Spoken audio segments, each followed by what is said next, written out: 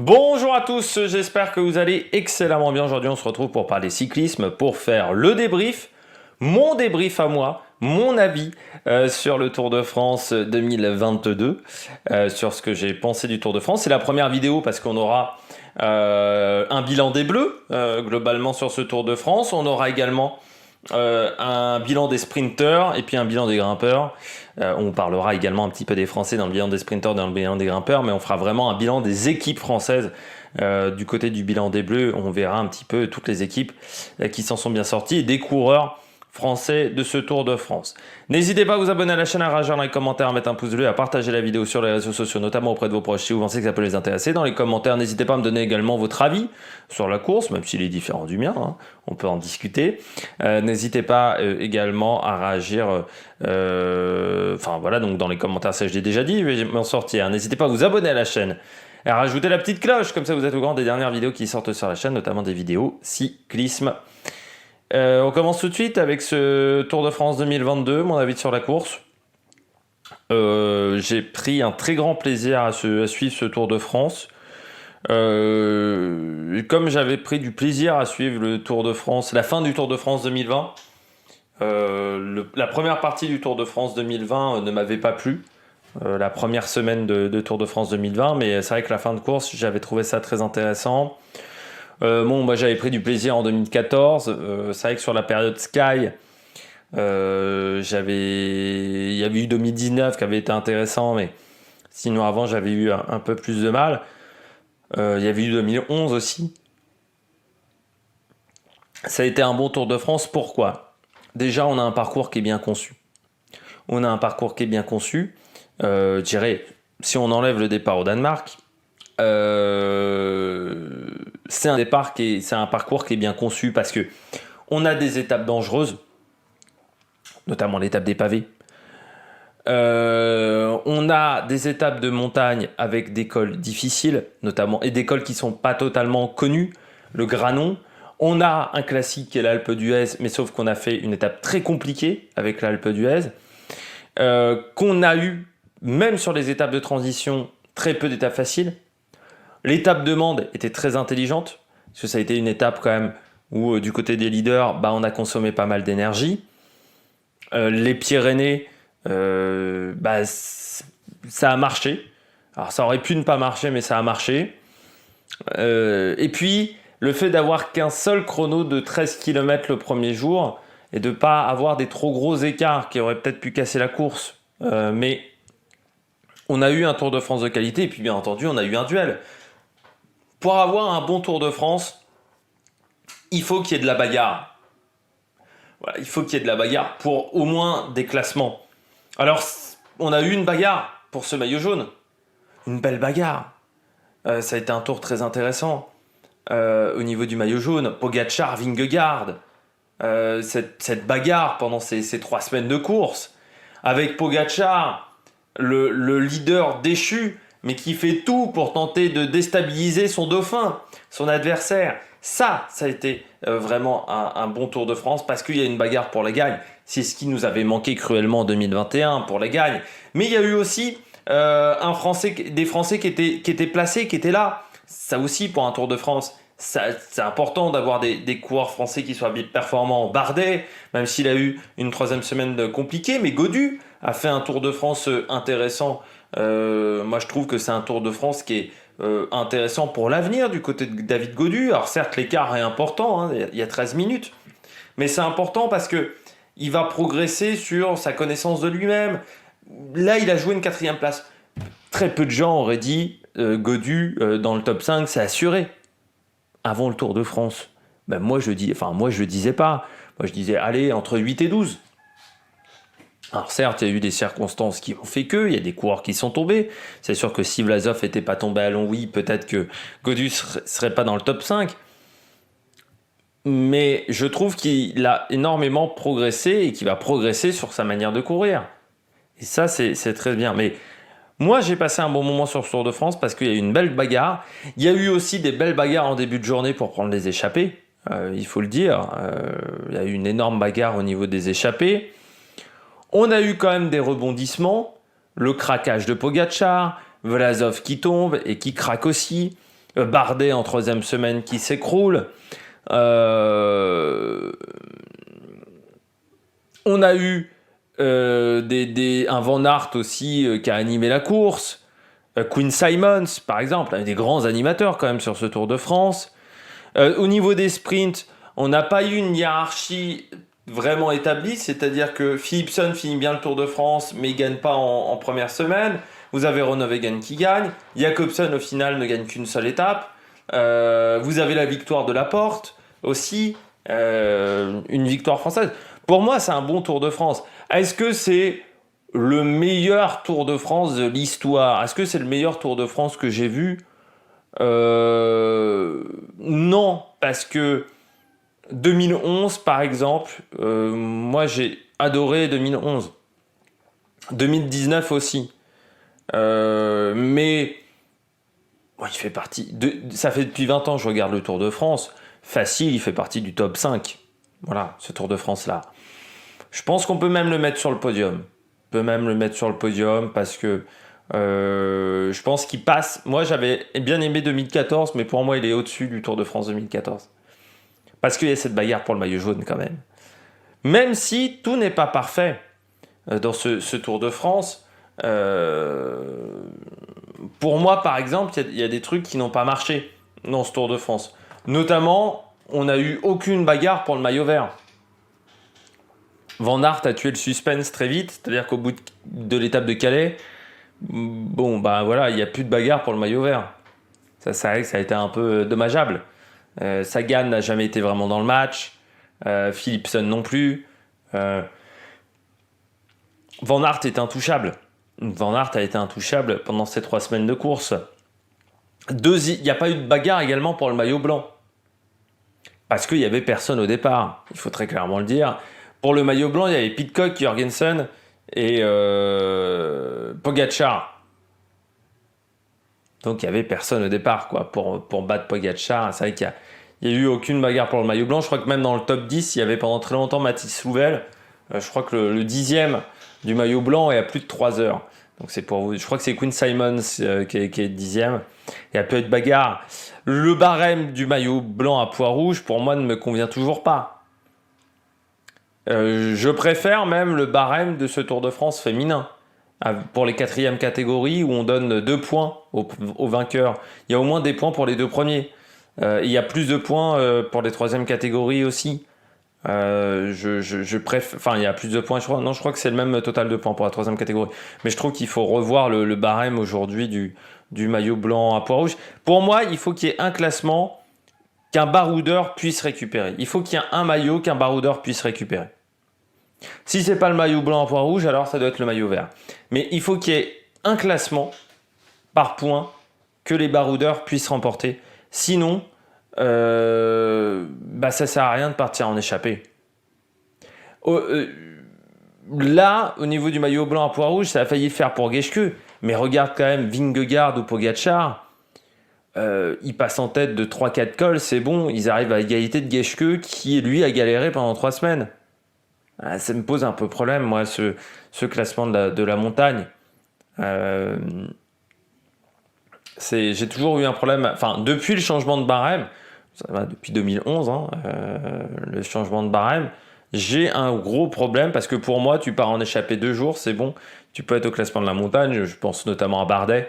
Par exemple, quand il remporte le maillot à pois, il en fait un objectif le dernier jour de montagne, quoi. Donc ça, c'est aussi un problème. Mais je trouve qu'on a eu un bon Tour de France, parce qu'on a eu des conditions aussi qui ont fait qu'on a eu un bon Tour de France, mais aussi parce que on a eu un parcours qui était bien tracé. Sur l'organisation, mon avis sur la course, sur le spectacle, je viens de le donner, sur le dopage. C'est vrai que, j'ai lu les commentaires, on m'a souvent parlé de dopage, notamment Vingegaard, notamment de la Jumbo, notamment Pogačar en début de tour, parce que je me souviens encore de ces commentaires après l'étape de Longwy, j'arrête de regarder ma télévision, Pogačar a déjà gagné, et que je disais à ce moment-là, vous savez, un tour n'est pas fini après 6 jours de course, surtout je disais, de toute manière, même si la bagarre pour le maillot jaune est terminée, il y a la bagarre pour les victoires d'étape, il y a les bagarres pour d'autres classements. Même si c'est un peu moins bien, un tour peut pas être parfait non plus chaque année, il faut aussi l'avoir en tête. Au niveau du dopage, beaucoup de gens ont dit les mecs sont dopés déjà à cause des watts. Alors moi, je voudrais quand même rappeler un truc au niveau des watts. Plus t'es lourd, plus tu fais de watts. Donc c'est normal que Van Aert fasse plus de watts qu'un Pogacar ou qu'un autre. Deuxièmement, méfiez-vous. Pour analyser correctement les watts, c'est un bordel sans nom. Vous pouvez avoir deux coureurs qui font le même poids, la même taille, ils ne feront pas le même nombre de watts à un effort similaire. Pourquoi ? Parce que y a l'entraînement qu'ils ont réalisé dans leur carrière, il y a leurs capacités pulmonaires qui vont être différentes, la manière dont ils utilisent leur vélo. Plus tu mets du braquet, plus tu utilises de puissance, moins tu mets de braquet, plus tu es en vélocité, tu as un peu moins de watts. Donc si tu fais du travail en force, un peu plus de travail en force, si tu utilises un peu plus ce grand plateau que tes adversaires, tu fais plus de watts. Ça ne veut pas dire que tu es dopé. Ça veut dire juste que tu roules différemment. Le matériel aussi. Entre deux vélos ne sont pas similaires. Je rappelle juste, on me dit Jumbo aujourd'hui, ils montent beaucoup plus vite, ils sont plus performants. Jumbo a changé de marque de vélo en un an. On est passé de Bianchi à Cervélo. L'année dernière, ils avaient des vélos qui étaient non peints en montagne. Parce qu'ils n'arrivaient pas à être au poids mini. Tout simplement, ils avaient du mal à être à 6,8 kg avec les vélos Bianchi. Avec Cervélo, même les vélos de montagne étaient peints. Parce que Cervélo, ils arrivent à être meilleurs en termes de rendement. Et peut-être que les vélos Bianchi qui n'ont pas été repris par une autre équipe, en passant, c'est peut-être parce qu'ils n'étaient pas très bons. Et aussi dans les changements. Et puis, on m'a dit, oui, Vingegaard, il ne peut pas gagner le Tour de France. Mais je rappelle que l'année dernière, il était deuxième. Enfin, normalement, si tu progresses et il est à un âge où on progresse, parce qu'il a que 22 ans, c'est normal qu'au bout d'un moment, tu puisses aller chercher Pogacar. Enfin, c'est le seul qui avait mis en difficulté Pogacar en 2021. Donc c'est normal qu'il arrive à le mettre en difficulté en 2022 et qu'il gagne le Tour de France. Enfin, il y a une sorte de logique quand même. C'est pas un mec qui était 150e. Je veux bien qu'on ait des doutes avec Bradley Wiggins, parce que Bradley Wiggins, en 2007, il doit finir 175e et 2 ans après, il est 4e du Tour de France. Et il fait 10 kilos de moins, ce qui semble très bizarre. Mais là... Vingegaard, il a toujours la même manière de courir. Quand on m'a dit, est-ce que c'est pas louche la manière dont court Van Aert quand il remporte son étape? Je rappelle que l'année d'avant, Van Aert, il remporte le Mont Ventoux. C'est pas une étape de plat, le Mont Ventoux. C'est 5000 mètres de dénivelé positif. C'est plus, même, de dénivelé positif que toutes les étapes qu'on a eues sur ce Tour de France. L'étape du Mont Ventoux l'année dernière. S'il arrive à passer 5000 mètres de dénivelé positif, il est capable de passer des étapes de montagne et d'avoir un rôle d'équipier. Et en plus, on me dit, alors malgré son physique, certes, il est un peu lourd, Van Aert, mais je rappelle que Bradley Wiggins est vainqueur du Tour de France, il fait 1m93. Andy Schleck n'était pas petit non plus, il n'était pas nain, par exemple.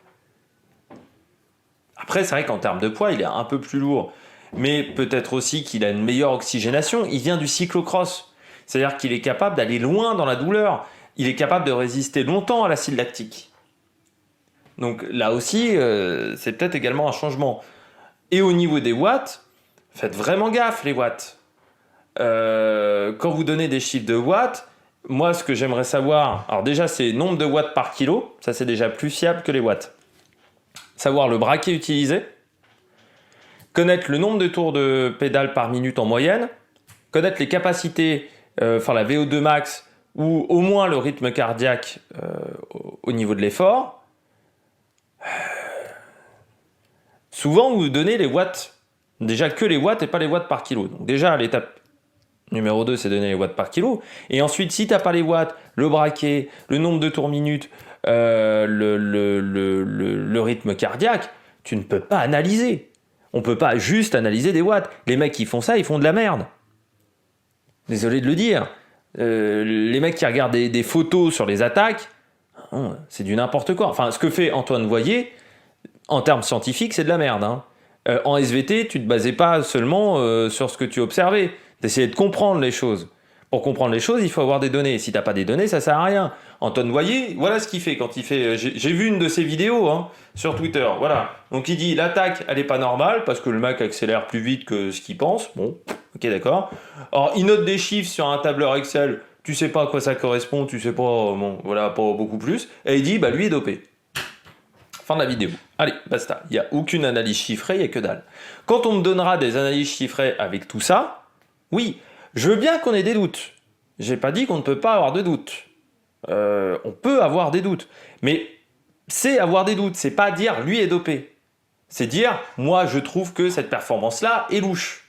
Parce qu'il y a telle ou telle chose. Mais tant qu'il n'y a pas de preuve, c'est-à-dire d'analyse de sang et ce genre de choses, moi pourquoi je dis aujourd'hui Jalabert est dopé? Parce qu'il y a des données qui disent que Jalabert a été dopé à une période. Pourquoi je dis Laurent Brochard en 97 ne mérite pas d'être champion du monde? Parce que je sais que Laurent Brochard, il est dopé ce jour-là. Parce qu'il y a une ordonnance antidatée, mais parce que j'ai des preuves.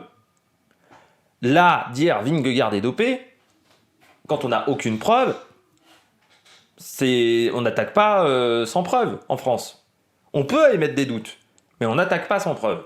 Et ça, c'est ce qui m'a énervé chez certains, sur Twitter notamment, pas trop dans les commentaires que j'ai eu des vidéos, c'est d'attaquer sans preuve. Non. Soit tu me dis ça, avec mais plein de chiffres, c'est pas logique.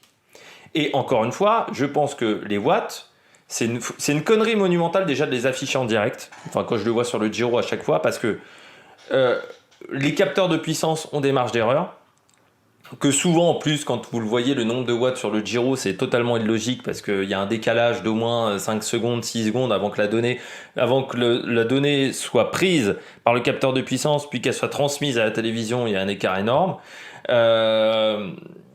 Donc, c'est pas bon de se baser sur les watts. Voilà. Surtout quand on n'est pas un expert scientifique, il faut avoir des connaissances pour analyser les watts. Il faut avoir des connaissances en physiologie du sport. Moi, j'ai fait des cours de physiologie du sport en fac. Parce que j'ai fait du volleyball en cours, en études supplémentaires. Et j'ai dû faire 5 ou 6 cours de physio du sport. Hein. Je ne suis pas un expert en watts. Donc c'est pour ça que quand les gens me demandent au niveau des watts, je ne peux pas t'analyser les watts. Mais déjà, si au lieu d'avoir un chiffre brut, on nous disait le nombre de watts sur combien de kilomètres, parce que des fois en plus on me dit il fait 470 watts, oui mais c'est le pic. C'est le pic sur 2 secondes. C'est mieux d'avoir un nombre de watts en moyenne. Les cyclistes professionnels, ils font des tests sur 5 minutes, sur 20 minutes pour connaître leur nombre de watts. C'est plus intéressant que de savoir sur une période de 2 secondes. Donc ça m'a un peu énervé. Et puis surtout aussi ceux qui ont dit ah bah c'est dopé parce qu'on a battu le record de vitesse du Tour de France. Record de vitesse qui avait plus de 15 ans. Certes, à une époque où il y avait des dopages. Mais pourquoi on a eu un record de vitesse? Il faut aussi se poser la question en sens inverse. On n'a jamais eu des débuts de journée aussi animés depuis 40 ans, je pense. Enfin, des étapes où l'échappée met 60 km à sortir à 50 à l'heure, on n'a jamais eu. On a eu vent d'eau. Il y a énormément d'étapes qui se sont déroulées vent d'eau. Notamment l'étape de Binche, oui, mais notamment sur les montées aussi, qui ont été majoritairement vent d'eau. Il y a eu très peu d'étapes vent de face. À part le départ au Danemark, notamment sur le pont, on a très peu d'étapes vent de face sur ce Tour de France. Donc forcément, vent d'eau, ça pousse les coureurs et ça rend souvent la course beaucoup plus animée, beaucoup plus nerveuse. On a aussi fait des progrès sur le matériel. En 2005, qui était donc le précédent record, en montagne, très peu de vélos faisaient 6,8 kg. Sur le plat, aucun vélo faisait 6,8 kg. Aucun vélo n'était en dessous des 7,5 kg sur le plat. Aujourd'hui, 7,5 kg, c'est même pas le poids du vélo KTM, qui est le plus lourd. Du vélo de BNB. Faut se le mettre en tête. Je me souviens, moi, en 2007, parce que mon père m'a acheté avant le Tour de France, vous savez, le fameux magazine, ça devait être Vélo Magazine à l'époque, où tu avais tous les coureurs, en 2000, enfin voilà, il y a une dizaine d'années, 10-15 ans. Je me souviens de 2007, et du chiffre du vélo de Petaki, alors qui était un chiffre extrême. Hein. Le vélo de Petaki, à l'époque, faisait 8,1 kg sur le plat. Parce que pour avoir un vélo qui ne se déforme pas, il fallait minimum qu'il soit à 7,5 kg. On ne pouvait pas descendre en dessous de 7,5 kg. Aujourd'hui, à 6,8 kg, tu as des vélos qui sont très rigides.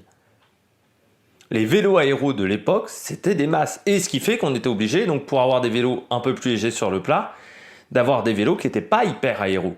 On a fait énormément de progrès également sur les jantes. On a maintenant des jantes très hautes par rapport à ce qu'on avait il y a 15 ans sur les boyaux, les pneus. Il y a 15 ans, on roulait plus sur pneus. C'était pas performant. Maintenant, avec les tubeless, c'est beaucoup plus intéressant. Le rendement des vélos est bien meilleur. On a aussi progressé sur les informations des capteurs de puissance. Il y a 15 ans, on roulait pas avec un capteur de puissance, c'était pas fiable. Maintenant, on roule beaucoup plus avec les capteurs de puissance. Donc ça a changé la manière de courir, mais ce qui permet de gérer beaucoup mieux son effort avec les capteurs de puissance. Et puis, même l'entraînement. Aujourd'hui, les programmes d'entraînement n'ont rien à voir à ce qu'il y avait il y a 15 ans. C'est-à-dire que les programmes d'entraînement, maintenant, ils sont scientifiques. Avant, les équipes cyclistes, il n'y avait pas 3 experts ou 4 experts qui s'occupaient de l'entraînement. Aujourd'hui, on programme les saisons dès le mois d'octobre, pour les saisons de l'année prochaine dans la grosse formation, et surtout, on a amélioré la manière de faire l'entraînement. On est beaucoup plus scientifique dans la manière de faire l'entraînement, mais parce qu'on a aussi des outils informatiques qui sont de meilleure qualité, notamment les capteurs de puissance qui sont beaucoup plus précis, mais même énormément d'outils informatiques qui permettent d'être meilleurs. Il y a 15 ans, rouler à 45 km/h, ce n'était pas logique. Aujourd'hui, c'est normal qu'on batte les records. Mais on va me dire, c'est que le Tour de France, c'est que le cyclisme qui est comme ça. C'est-à-dire que c'est la première fois qu'on bat les records de l'époque de Page, tout ça. Mais je voudrais vous signaler qu'en natation, on a battu des records en maillot classique, qui sont pourtant, on a battu des records du monde en maillot classique, des records qui avaient été faits à l'époque en combinaison intégrale, les fameuses combinaisons qui ont été interdites. On bat des records maintenant. On ne parle pas à 150% de dopage dans le monde de la natation des combats à records. Warholm, McLaughlin, au niveau du 400 mètres haies en athlétisme, battent des records. Mondo Duplantis fait 6,21 m à la perche, 6,22 m le nouveau record du monde. On ne parle pas de dopage. Je sais qu'il y a eu une histoire compliquée avec le monde du cyclisme au niveau du dopage. Mais l'affaire Armstrong, ça fait 10 ans aujourd'hui. C'était 2012. Il faut pas être bête, il y a certainement encore du dopage dans le monde du cyclisme. Mais à chaque fois qu'il y a une performance importante, croire que c'est du dopage, arrêtez de regarder du cyclisme dans ce cas-là.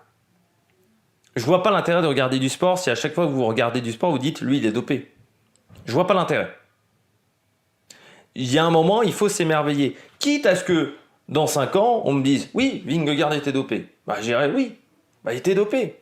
Je me suis enflammé pour rien. Et je le dirai en vidéo.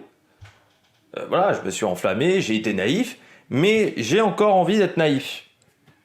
D'être naïf avec des performances. De croire que c'est possible. Et je trouve qu'il y a certains mecs sur Twitter qui ont complètement perdu cette magie-là et qui ne regardent du sport que pour dire lui il est dopé. Moi, je vois alors absolument pas l'intérêt de regarder du sport. Si c'est pour faire ça. Si on regarde du sport, c'est pour s'émerveiller avec des performances. Mais pourquoi on s'émerveille en regardant du sport ? C'est parce qu'on voit des performances qui, dans nos têtes, ne sont pas réalisables. Quand tu vois un mec sauter 6,21 m, quand tu vois la hauteur de 6,21 m, tu te dis c'est pas imaginable. Quand tu vois quelqu'un courir le 400 mètres haies sur des temps de 400 mètres plat il y a 15 ans. Parce que c'est ça, McLaughlin. Hein. Et Warholm, c'est pas loin d'être ça. Quand tu vois un mec faire 43 secondes sur le 400 mètres à l'époque avec Van Niekerk, tu te dis c'est complètement dingue. Les records sont faits pour être battus à un moment. Hein. Sinon, ça sert à rien de faire des records du monde. Bon, là, je pense qu'il y a quand même énormément de raisons qui me font dire c'est pas du dopage, le fait qu'on ait battu le record. Et puis, croire que c'est parce qu'on va vite qu'il y a du dopage, c'est complètement bête aussi. Beaucoup de coureurs se sont dopés et n'étaient pas des flèches. Il faut arrêter de croire que c'est parce que c'était pas des flèches qu'ils se sont fait doper, enfin qu'ils se sont fait attraper par la patrouille, qu'on attrape que les mauvais. Non. Je veux bien que c'était le cas à une époque où on avait un patron de l'UCI qui était très pote avec les grosses formations. J'ai plus l'impression que ça soit le cas aujourd'hui. Donc aujourd'hui, il faut arrêter de croire que quand on est dopé, forcément que les meilleurs sont dopés, que les derniers sont pas dopés. Non, il y a autant de dopage chez les bons que chez les mauvais. Et il y a encore plus de dopage chez les amateurs et chez beaucoup de coureurs qui pourtant ne feront pas une carrière chez les professionnels. Donc faut arrêter de croire ça. Après mon petit coup de gueule sur le dopage, on passe à l'organisation. J'ai trouvé l'organisation un peu défaillante. Pourquoi? Il y a eu quand même des accidents qui n'avaient pas lieu il y a 10 ans. Je pense, et des choses qu'on ne faisait pas il y a 10 ans. Je pense notamment à l'arrivée en courbe le deuxième jour. On a une arrivée en courbe. Vous savez ce que je pense des arrivées en courbe? Je vais pas me répéter, mais je pensais que le Tour de France ne le ferait jamais. On a eu également l'incident de Jack Bauer. Que foutaient les motos à cet endroit-là? Elles n'avaient rien à foutre là, les motos. Alors on m'a dit, c'est pas de la faute de l'organisateur. Mais si, c'est de la faute de l'organisateur. Parce que c'est l'organisation qui fait la régulation des motos. C'est l'organisation qui dit tel ou tel pilote a le droit, et tel ou tel organe de presse a le droit à une moto. Et qui vérifie que les pilotes sont dans un assez bon niveau. Avant, on avait ce type de problème-là qu'avec la presse locale. Parce qu'il faut savoir que pendant très longtemps sur le Tour de France, la presse locale avait le droit, sur une étape, d'avoir un véhicule qui faisait la course. Bon, ou une moto, une voiture, des fois c'était une voiture pour la presse locale, pour qu'elle suive l'étape. Voilà. Quand on passait dans le centre, le journal du centre avait une voiture. Quand on passait dans la région de Lyon, Dauphiné Libéré avait le droit d'avoir d'une voiture. Voilà. C'était des suiveurs qui n'étaient là que pour une étape, 2 étapes qui passaient dans la région. Et on avait parfois des problèmes avec ces véhicules-là d'organisation. Je me souviens notamment d'une arrivée à Gap avec Peter Sagan, où il y avait une voiture qui s'était retrouvée en plein milieu entre le groupe de tête et Peter Sagan avait dû dépasser une voiture. Mais c'était plus le cas depuis quelques années. Hein. On a plus de presse locale quasiment. La presse locale, elle suit l'étape à l'arrivée. Soit on a trop de motos aujourd'hui sur les étapes. Dans ce cas-là, il faut que ASO règle la situation. Mais là, ce qui me gêne en plus avec l'incident, c'est que vous avez la télévision, c'était une moto de télévision, donc une moto Thomas Vauclair, je crois de la télévision néerlandaise, mais la deuxième, c'est une moto ASO. C'est la moto qui fait les photos que je récupère parfois pour faire les miniatures, qui fait des photos pour l'organe de presse. Si vous avez une accréditation, vous avez le droit de récupérer ces photos-là. Donc, et qui met les photos sur le site du Tour de France également, parce que moi je récupère les photos du site du Tour de France, parce que je n'ai pas d'accréditation presse. Mais ça veut dire que là, c'est vraiment la faute de l'organisateur. Vous pouvez pas me dire que c'est pas la faute de l'organisateur. Les motos n'auraient jamais dû se trouver là. Heureusement que Jack Bauer est habile sur un vélo. Plus que Mavi Garcia, en passant du côté du cyclisme féminin. Mais voilà, heureusement qu'il a été habile, heureusement qu'il a vu que ça allait se produire et qu'il a eu les mains sur les freins et qu'il a été intelligent. Mais je trouve qu'on a eu beaucoup de problèmes d'organisation. On a eu plus de problèmes d'organisation que d'habitude. Il y a eu plus d'incidents d'organisation que d'habitude. Alors on a eu aussi des problèmes avec le public. Mais je dirais que c'est de pire. Enfin, le public, c'est de pire en pire sur les gros événements. Et je dirais que là, je regarde en ce moment le Tour de France féminin. C'est fou, il n'y a aucun problème avec le public. Alors vous allez me dire, il y a un peu moins de monde. Certes, il y a quand même du public. Je m'attendais même à ce qu'il y ait moins de public que ça. La différence, c'est que c'est un public de connaisseurs. Et le public de connaisseurs se tient beaucoup mieux que le public de personnes qui n'a pas l'habitude de regarder du cyclisme. Et c'est là-dessus qu'il va falloir travailler, je pense, peut-être dans les écoles, peut-être, je sais pas, ou faire prendre conscience aux gens que quand ils voient un événement, il faut faire attention à ce qui se passe. La chute qu'on a eue, notamment Danielos, sur l'étape de Roubaix, c'est pas normal. C'est pas normal que le public soit aussi proche des bords de route. Mais pourquoi il est aussi proche du bord de pavé? Parce qu'il ne sait pas, vu qu'il n'est pas spécialiste, que les coureurs parfois passent en dehors du pavé. Ben oui, parce que pour ça, il faut regarder le cyclisme. Mais on ne peut pas foutre des barrières partout. Donc je pense que c'est aussi aux véhicules d'avant-course de mieux gérer ça. Peut-être qu'il faut en mettre plus des véhicules d'avant-course pour faire passer les messages de prévention. Peut-être qu'il faut modifier la manière de faire. Mais on a eu beaucoup trop de public indiscipliné. Je pense à l'étape de l'Alpe d'Huez, où c'était du grand n'importe quoi. Est-ce qu'il ne faut pas bloquer l'accès à l'Alpe d'Huez? C'est-à-dire dire, on n'a pas le droit à plus de tant de personnes à l'Alpe d'Huez. Si on dépasse ce nombre de personnes-là, eh bien, on n'arrive pas à l'Alpe d'Huez. Avoir un service de sécurité en bas de l'Alpe d'Huez. Je ne sais pas, mais on a eu beaucoup trop de soucis avec le public. Et j'avais dit, ça a été le seul avantage du départ au Danemark, c'est de montrer, ah bah voilà, un public qui sait bien se tenir. Bah ça a été bien pendant le départ au Danemark, ça se passe bien en ce moment sur le Tour de France féminin. Bon, bah, sur le Tour de France masculin, il faut peut-être que les gens qui ne regardent pas le cyclisme n'aillent pas voir du cyclisme. Il faudra peut-être un jour interdire à certaines personnes qui provoquent des chutes d'aller voir des étapes. C'est peut-être ça qu'il faudra faire dans les années à venir. On interdit des gens de stade quand ils ont un comportement dangereux. Est-ce qu'il ne faudrait pas interdire à certaines personnes qui ont un comportement dangereux d'accéder aux routes du Tour de France? C'est peut-être ça qu'il faut faire au niveau de la loi. C'est-à-dire dire, eh bien voilà, pendant 21 jours, tu es obligé de pointer à la préfecture, de pointer au commissariat tous les jours et de ne pas être sur une étape du Tour de France. C'est peut-être ça. Parce que peut-être qu'à partir de ce moment-là, les gens auront un comportement beaucoup moins dangereux sur le bord des routes. Il va peut-être falloir sévir, être plus sévère. Parce que là, parfois sur certaines étapes, le public c'est du grand n'importe quoi. L'étape de l'Alpe d'Huez notamment, mais même sur d'autres étapes de montagne, mais sur l'Alpe d'Huez ça a été vraiment criant. Peut-être qu'il faut faire ça. Peut-être qu'il va falloir en arriver là. Départ du Danemark, est-ce que c'était une bonne idée? Non. Non, parce que alors on va me critiquer, hein, je le sais déjà, on va me dire oui, mais il y a eu une grosse ambiance sur le bord de la route, on n'a jamais eu une ambiance comme ça. Alors déjà, on n'a jamais eu une ambiance comme ça. Dans certaines étapes en France, on a des grosses ambiances sur le bord de la route. Hein. Bon, faut arrêter de croire. Il y a un Tour du Danemark. Bon.